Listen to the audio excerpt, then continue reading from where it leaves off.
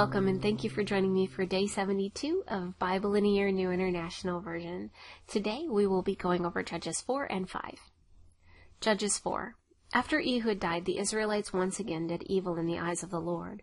So the Lord sold them into the hands of Jabin, a king of Canaan who reigned in Hazor. The commander of his army was Sisera, who lived in Harosheth-Hagoyim. Because he had 900 iron chariots and had cruelly oppressed the Israelites for 20 years, they cried to the Lord for help. Deborah, a prophetess, the wife of Lapidoth, was leading Israel at that time. She held court under the palm of Deborah between Ramah and Bethel in the hill country of Ephraim, and the Israelites came to her to have their disputes decided. She sent for Barak son of Abinoam from Kadesh in Naphtali, and said to him, "The Lord, the God of Israel, commands you, go take with you 10,000 men of Naphtali and Zebulun and lead the way to Mount Tabor. I will lure Sisera, the commander of Jabin's army, with his chariots and his troops to the Kishon River, and give him into your hands." Barak said to her, "If you go with me, I will go, but if you don't go with me, I won't go." "Very well," Deborah said, "I will go with you, but because of the way you are going about this, the honor will not be yours, for the Lord will hand Sisera over to a woman." So Deborah went with Barak to Kadesh, where he summoned Zebulun and Naphtali. 10,000 men followed him, and Deborah also went with him. Now Heber the Kenite had left the other Kenites, the descendants of Hobab, Moses' brother-in-law, and pitched his tent by the great tree in Zananim, near Kadesh. When they told Sisera that Barak son of Abinoam had gone up to Mount Tabor, Sisera gathered together his 900 iron chariots and all the men with him, from Harosheth-Hagoyim to the Kishon River. Then Deborah said to Barak, "Go, this is the day the Lord has given Sisera into your hands. Has not the Lord gone ahead of you?" So Barak went down Mount Tabor, followed by 10,000 men. At Barak's advance, the Lord routed Sisera and all his chariots and army by the sword, and Sisera abandoned his chariot and fled on foot. But Barak pursued the chariots and army as far as Harosheth-Hagoyim. All the troops of Sisera fell by the sword, not a man was left. Sisera, however, fled on foot to the tent of Jael, the wife of Heber the Kenite, for there were friendly nations between Jabin, king of Hazor, and the clan of Heber the Kenite. Jael went out to meet Sisera and said to him, "Come, my lord, come right in, don't be afraid."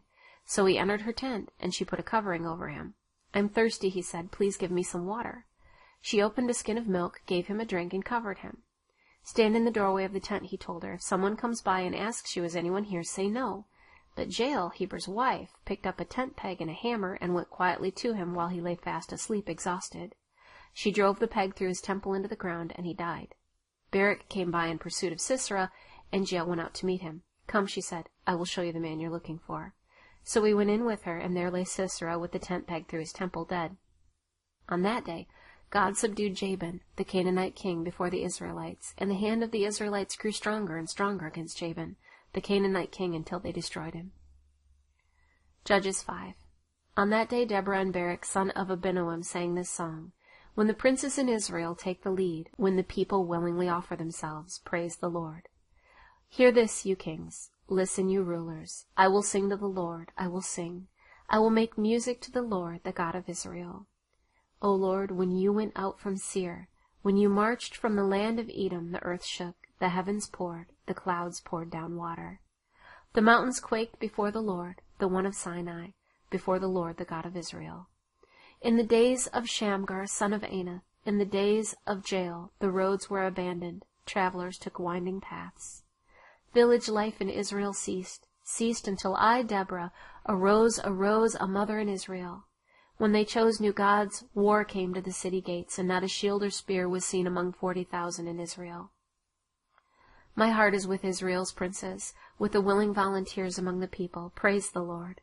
You who ride on white donkeys, sitting on your saddle blankets, and you who walk along the road, consider the voice of the singers at the watering places. They recite the righteous acts of the Lord, the righteous acts of his warriors in Israel.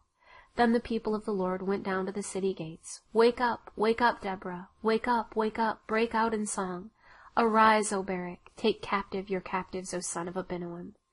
Then the men who were left came down to the nobles. The people of the Lord came to me with the mighty. Some came from Ephraim, whose roots were in Amalek. Benjamin was with the people who followed you. From Machir captains came down, from Zebulun those who bear a commander's staff. The princes of Issachar were with Deborah. Yes, Issachar was with Barak, rushing after him into the valley. In the districts of Reuben there was much searching of heart. Why did you stay among the campfires to hear the whistling for the flocks? In the districts of Reuben there was much searching of heart. Gilead stayed beyond Jordan. And Dan, why did he linger by the ships? Asher remained on the coast and stayed in his coves. The people of Zebulun risked their very lives.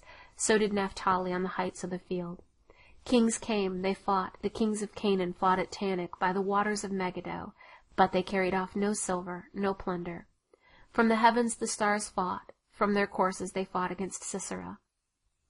The river Kishon swept them away, the age-old river, the river Kishon. March on, my soul, be strong.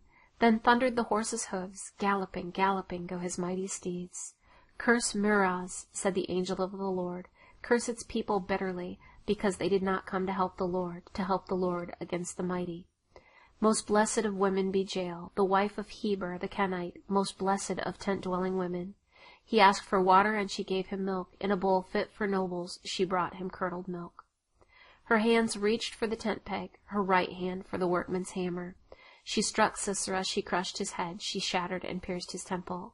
At her feet he sank, he fell, there he lay. At her feet he sank, he fell, where he sank, there he fell, dead. Through the window peered Sisera's mother. Behind the lattice she cried out, Why is his chariot so long in coming? Why is the clatter of his chariots delayed? The wisest of her ladies answer her. Indeed, she keeps saying to herself, Are they not finding and dividing the spoils? A girl or two for each man, colorful garments as plunder for Sisera, colorful garments embroidered, highly embroidered garments from my neck. All this is plunder? So may all your enemies perish, O Lord.